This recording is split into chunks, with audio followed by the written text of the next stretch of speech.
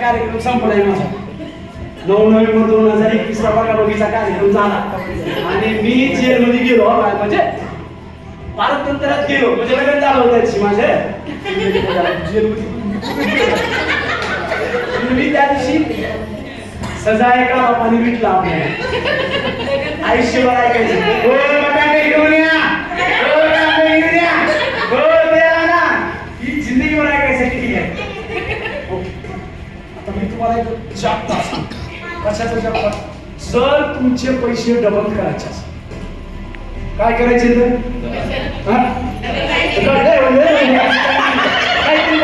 काय करायचे तर ओके एक छोटं जागता सांग तुमच्याकडे जर पैसे आले गेले किती काही त्याच्यातला 10वा भाग तुम्ही परमेश्वराच्या मंदिरामध्ये तुमचे पैसे डबल होईल.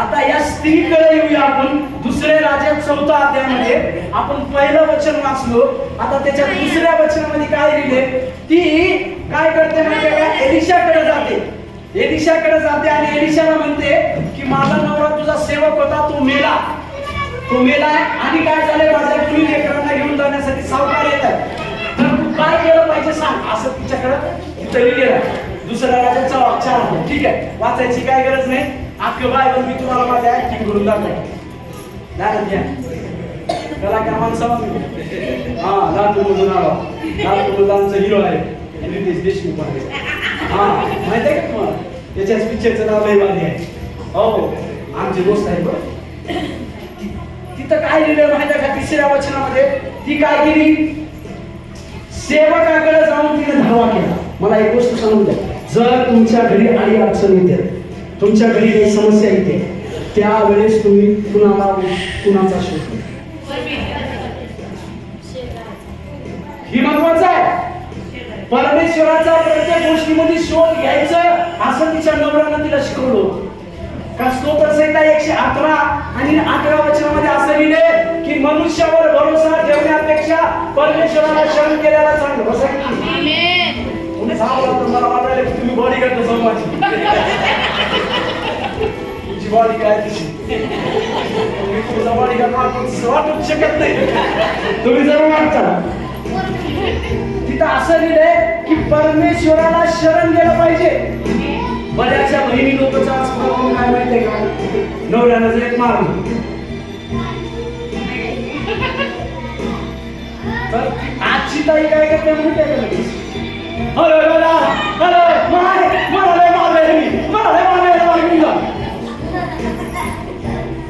देवाला धन्यवाद ही गावात गोष्ट नाही मुंबईची जर समजा आता तिचं ताईने सांगितलं आमच्याकडे काही जर समस्या आली तर आम्हाला परमेश्वराकडे शरण जाणं गरजेचं आहे. काही शरण जाऊ कसली समस्या येऊ द्या तुमचं लेकरू आजारी पडू द्या तुम्हाला काही अडचण येऊ द्या एक चांगली साक्षीताईची आम्ही आताच ऐकली त्यांच्या पतीला जसं सांगितलं होतं 75,000 रुपये बिल केलं आणि काय नवऱ्याचं काय वाचन काय सांगितलं नाही परंतु ते सांगत होत्या की मी विश्वास ठेवले 6 महिन्यामध्ये परमेश्वराचा चमत्कार नवरा मला हालेलुया हालेलुया या वर्षाच्या शेवटच्या तारखेला साहेब 31 डिसेंबर 2025 या वर्षात अशा भरपूर अद्भुत साक्षी तुम्हाला ऐकायला भेटतील.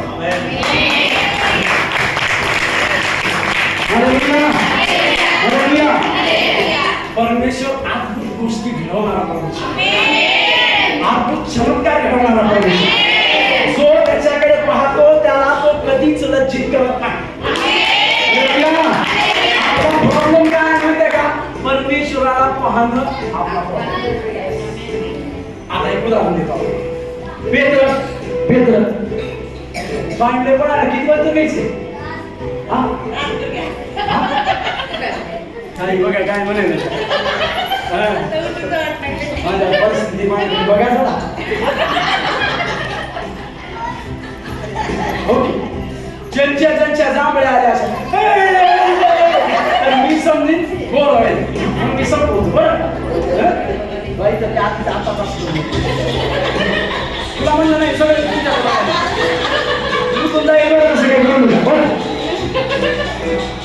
आता या एलियाच्या शिष्याच्या बद्दल मी तुम्हाला सांगतो.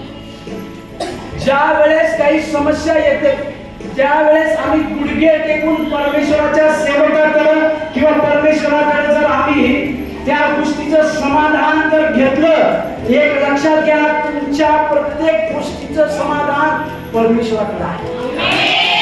परमेश्वराच्या दासाकडे तुमच्या प्रत्येक गोष्टीचं समाधान आहे. आपली गोष्ट काय, पेत्राकडे आलो, ते ताईकडे बघितलं, मी विसरलो. पेत्र येशू ख्रिस्त पाण्यावर चालत होते. कशावर येत होते? बोला की. येशू ख्रिस्त पाण्यावर चालत चालत आले अर्ध्याला. आणि त्यावेळेस पेत्र हिरो होता. पेत्र प्रत्येक गोष्टीमध्ये प्युअर राहायचा. ताई माझाच व्हिडिओ काढला, हा नाही होय का, तसंच केलं, दुसरंच काढलं काय म्हणून म्हणलं तुम्हाला. ओके, सगळे म्हणून का तिकडे काय आम्ही कसं काम म्हणतो. पेत्र काय म्हणाला येशूला, येशू जर तुम्ही आहात तर काय करा, जर तुम्हीच पाण्यावर चालला तर हा काय काय हा काय म्हणला, इकडे भाऊ नको काही बोलतच नाही, शिवले का नाही ना. अच्छा, हे तर काय म्हणला, जर तुम्ही येशू आहात तर मला पाण्यावर चालायला परवानगी द्या. बरोबर आहे का? येशू काय म्हणलं, काय म्हणलं? आता काय झालं माहिती आहे का, जहाजाच्या बाहेर पेत्राला पाऊल ठेवलं. पाय ठेवल्या ठेवल्या काय व्हायला पाहिजे, पाण्यावर पाय ठेवल्या ठेवल्या काय व्हायला पाहिजे, पाण्यावर जर पाऊल ठेवलं आपण काय व्हायला पाहिजे, अरे बाबा बरोबर आहे की, बरोबर आहे की. पण झालं काय माहिती आहे का, पेत्र बुडाला. विचार करा, पहिला पाऊल टाकल्या बुडणारा पेत्र बुडला नाही, पेत्र कसा खुश झाला असेल. दुसरा बी टाकला, छाती फुगली एकदम. आता काय करायला मग,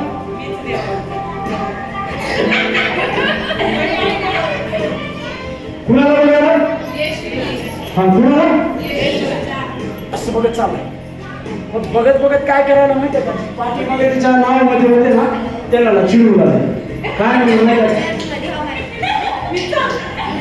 तुम्ही चालवा पाण्यामध्ये,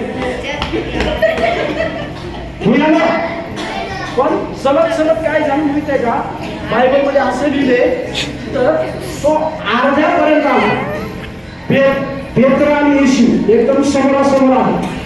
समोरासमोर आल्यानंतर पवित्र शास्त्र बायबल असं सांगतं की वारा त्याच्याकडे आला. काय आला, आणि वाऱ्यानं काय केलं माहिती का, जसं वारा पेत्राकडे लागला, पेत्राने काय केलं,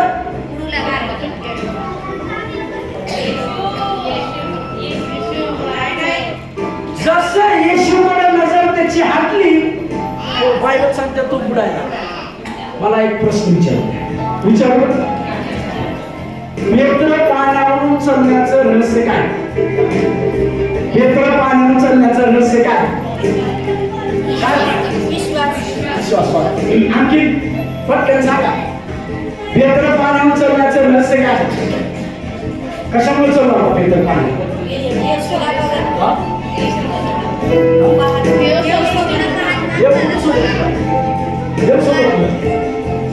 देव त्याच्या समोर. जोपर्यंत पेत्राची नजर येशूकडे होती, येशूला पाणी बुडवू शकत नव्हते. म्हणजे पेत्राचं पाण्यावरून चालण्याचं रहस्य कशात होतं, येशूला बघतानाच. येशूला जोपर्यंत तो पाहत होता तोपर्यंत तो बुडत नव्हता. जसं येशू पासून त्याची मान दुसरीकडे गेली तो बुडायला. आमची प्रश्न हीच आहे, आमची नजर ज्यावेळेस परमेश्वराकडून दूर होते, परमेश्वराच्या सेवकाकडून दूर होते, आम्हाला आमची समस्या मोठी लागते. Hallelujah, hallelujah. आता त्या पहिल्या राजाच्या 4थ्या अध्यायामध्ये, दुसऱ्या राजाच्या 4थ्या अध्यायामध्ये 3रं वचन जर बघितलं तर ती एलिशाकडे येते आणि एलिशाला काय म्हणते माहिती आहे का, की एलिशा त्या ठिकाणी त्याला 2 प्रश्न विचारतो. किती प्रश्न विचारतोय, 2 म्हणा की असं 2 करा, मला दाखवा 2 असं 2. त्यांनी केले म्हणून करावं असं करायची दोन. आता दोन प्रश्नापैकी पहिला प्रश्न काय वाचा. पहिला राजाचं पुस्तक 4 अध्यायामध्ये एलिशाने तिला म्हटले तिथून वाच.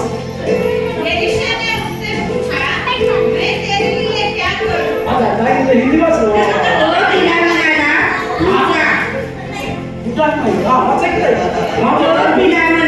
तू जा आणि बाहेरून आपल्या शेजाऱ्याकडून नाही त्याच्यावर एलिशाने तिला म्हटले एलिशाने तिला विचारले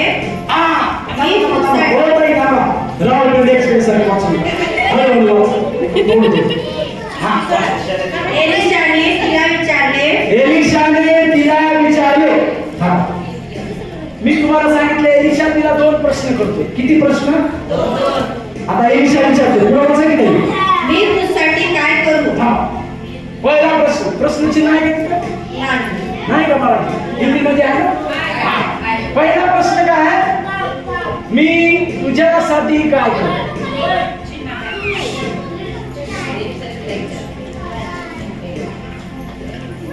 कोणाला परमेश्वर असं विचारतो मी तुझ्यासाठी काय करू? तुमचं उत्तर काय? देव जर म्हणतो की मी तुझ्यासाठी काय करू, दुसरं काय करू? पुढं वाच. हे मला सांग तुझ्या घरात काय काय? दुसरं तिथे हिंदी मध्ये प्रश्न चिल्ला. दुसऱ्याला काय म्हणले? तुझ्या घरात काय आहे? बघा आता तुम्ही वाचल्यासारखे त्या स्त्रीकडं 2 प्रश्न विचारले की आपल्या समस्येचं निराकरण करण्यासाठी एलिशा जवळ आलेली आणि एलिशा तिला प्रश्न विचारतोय. आजची जर स्त्री असती, आजची एलिशाच्या गच्ची रडलेली असते, अरे मी तुला माझ्या प्रश्नासाठी आलो मग तुम्हाला प्रश्न विचारायचे. आजची स्त्री अशी म्हणली असते. धन्यवाद. आजची स्त्री नव्हती. तिने काय केलं माहिती का? देवाचा सेवक जो बोलतोय आहे. एलिशाने तिला म्हटलं की तुझ्या घरात काय आहे? आपल्या ख्रिस्ती बांधवाची सर्वात मोठी समस्या काय? माझ्याकडे काही नाही. माझ्याकडे काही नाही म्हणण्याची सर्वात मोठी समस्या आहे आपल्याला. माझ्याकडे काही नाही. काय करतोस म्हणते का? पाकिट भरलं काय नाही. बाई मेकअपला 5,000 रुपये खर्च करत असेल. पैसे नाही तर त्यांच्या मुलीला किंवा मुलाला आयफोन असेल त्यांच्याकडे पैसे आपली समस्या काय माहित आहे का? माझ्याकडे काही नाही. पण आणखी सांग, ज्यांनी असं म्हणते माझ्याकडे काही नाहीच त्यांच्याकडे नसतं. काही बोलून चालतं. मला तुम्हाला ही गोष्ट शिकू द्या. तुमचं म्हणणं काय असं पाहिजे? माझ्याकडे ख्रिस्तामध्ये भरपूर आहे.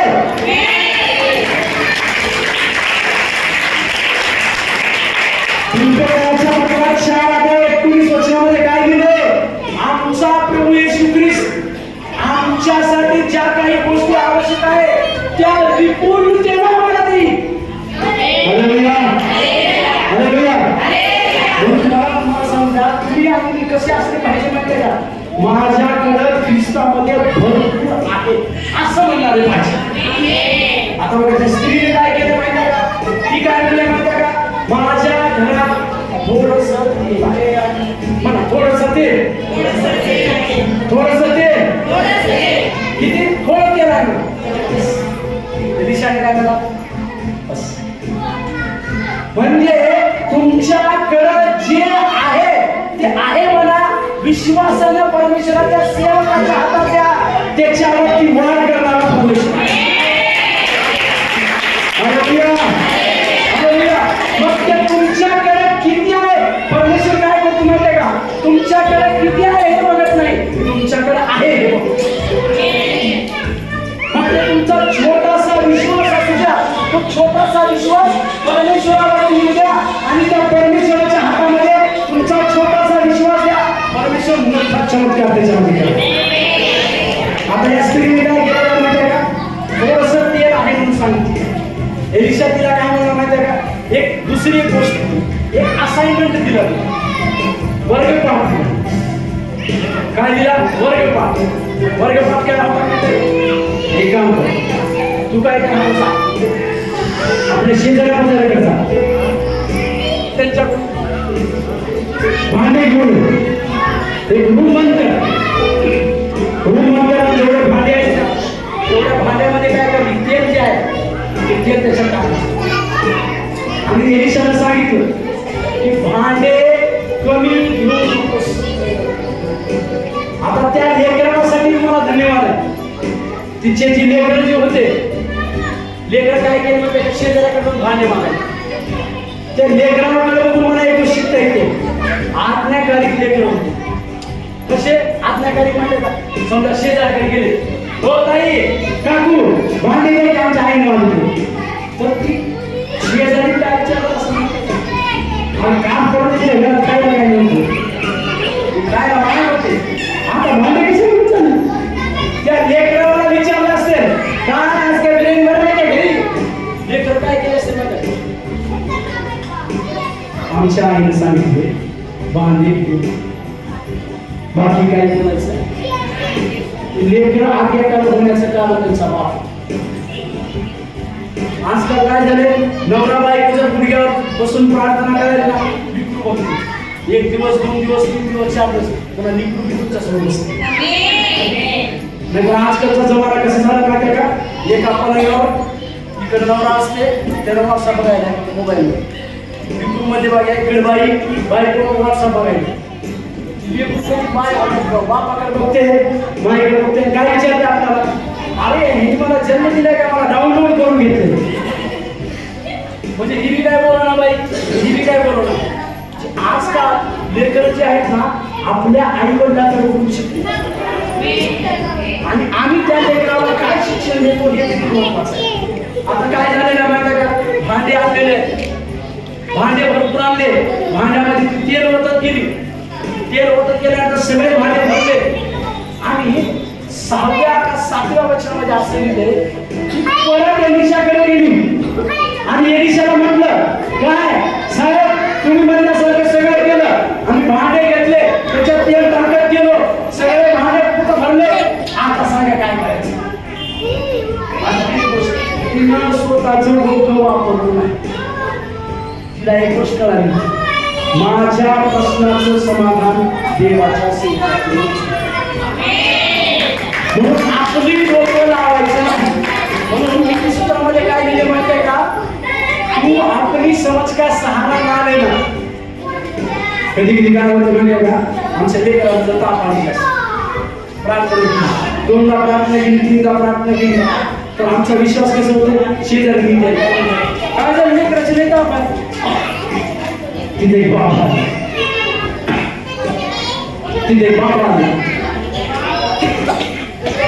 बाबाकडे गेले, बाबा दोघांनी काय लगेच ताप राहते.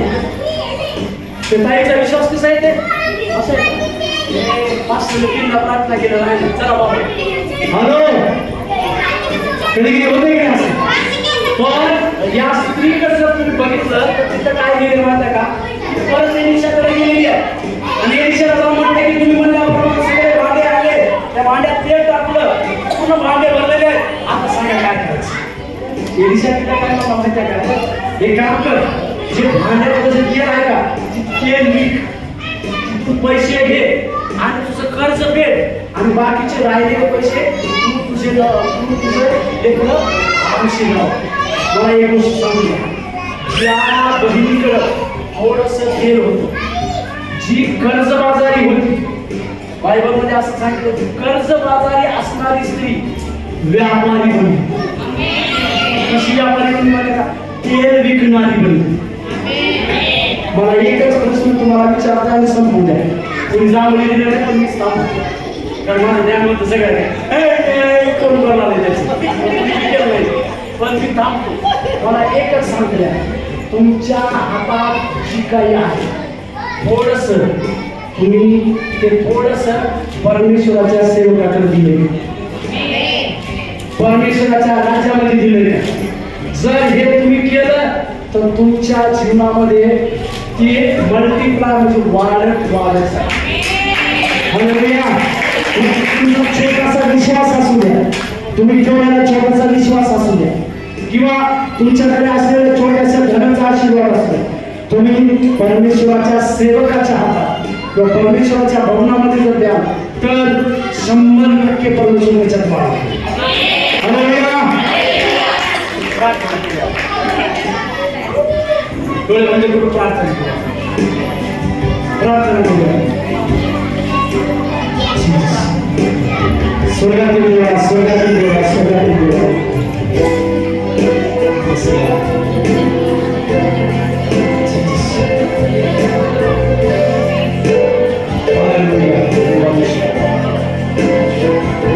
प्रभू तुझ्या सामर्थ्याने नमस्कार करूया.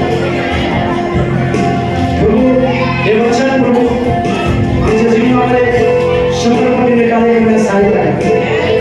आमच्यामध्ये असलेल्या छोट्याशा विश्वासाच्या द्वारे तू मोठं कार्य कर, तू अद्भुत चमत्कार कर, तू अद्भुत चमत्कार करणारा आमचा परमेश्वर आहेस. प्रभू इथं बसलेल्या प्रत्येकाच्या जीवनामध्ये तुझ्या चमत्काराची मोहर लागू दे. त्यांच्या घरामध्ये असलेल्या छोट्याशा गोष्टीमुळे त्यांच्या जीवनात मोठे कार्य करू दे. येशू तुझं नाव प्रत्येकावर असेल. तुला मान सन्मान दे. येशू ख्रिस्ताच्या नावाने प्रार्थना केली.